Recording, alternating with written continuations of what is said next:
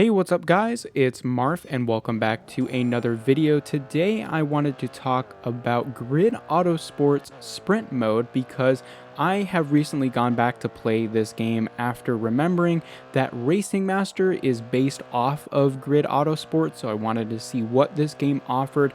And previously I downloaded and paid for the game, and I messed around with it, but it never really attracted me because I'm not really into the sort of simcade or more sim games where you have grand touring cars, open wheel cars on closed tracks, and you just go in laps, and there are, different races you can do, including endurance races and normal GT races.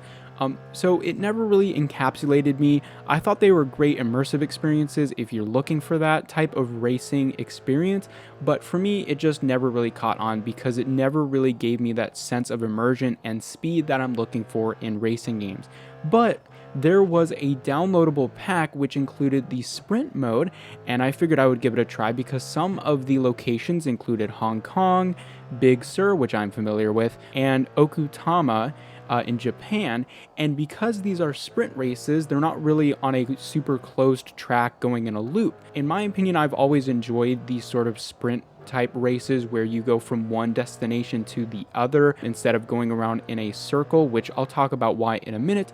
But I tried it out and I was just blown away because you combine GRID Autosport's amazing fidelity along with the fact that this is my preferred game mode, and I had an amazing time, and I'll break that down for you guys. But let me explain why I like sprint mode, and really it just boils down to the fact that, the famous saying where it's not necessarily about the destination, it's about the journey. Well, for me, it's a little bit of both. I like going from point A to point B. I don't like the concept of driving around in a circle because you just end up right where you started.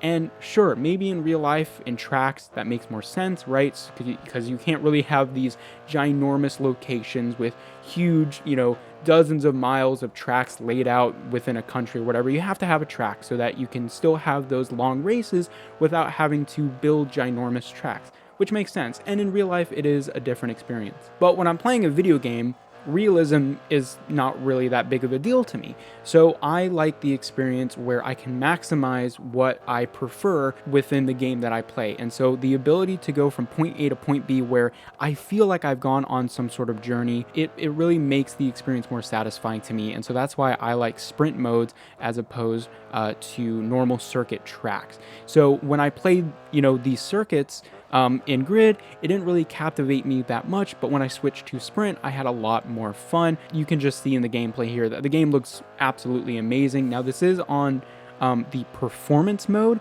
so there are some things that aren't quite as good looking, but when I run it in the graphics mode, it just cuts the frame rate in half to 30, which is just unplayable, so I just don't bother with that. Anyway, my point with this video is that I wanted to share with you guys what this mode is like, because this is sort of a hidden gem for me, because a lot of people get turned off from these sort of simcade and simulation games because of that sort of boring factor that you get with circuit racing and endurance racing, where it just feels like you're doing the same thing over and over again, and this sprint mode really breaks that.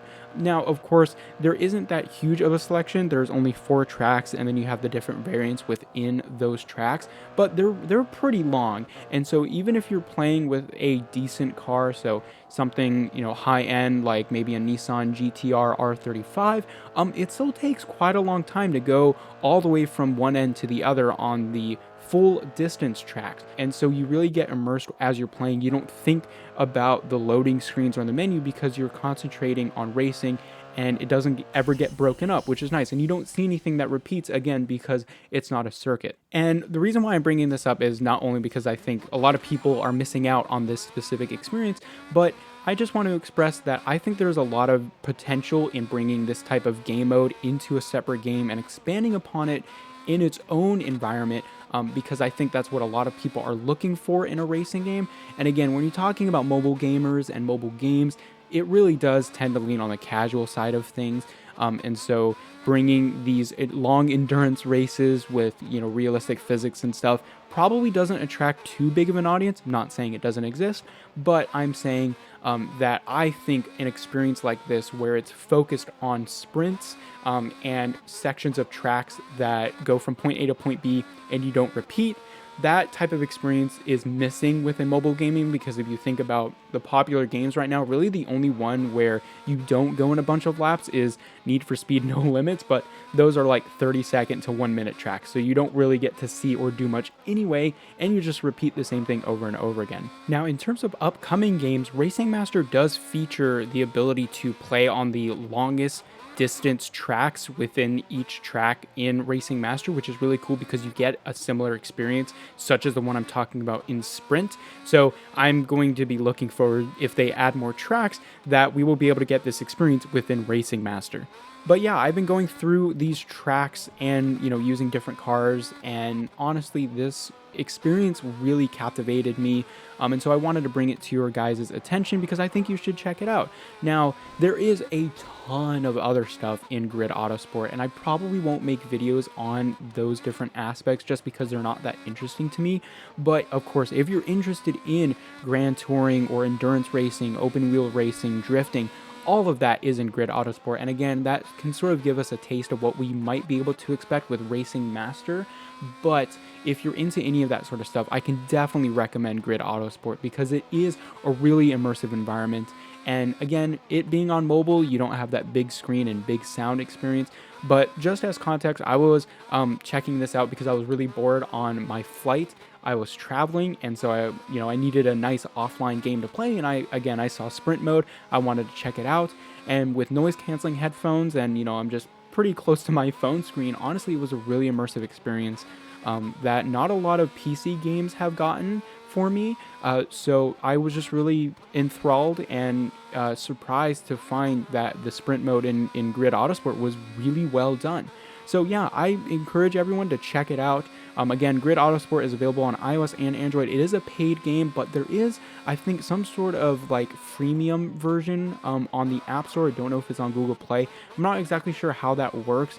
I think it allows you to play a small section of the game, and you can buy different sections of the game if you want to, which is a pretty cool way of introducing players to the game.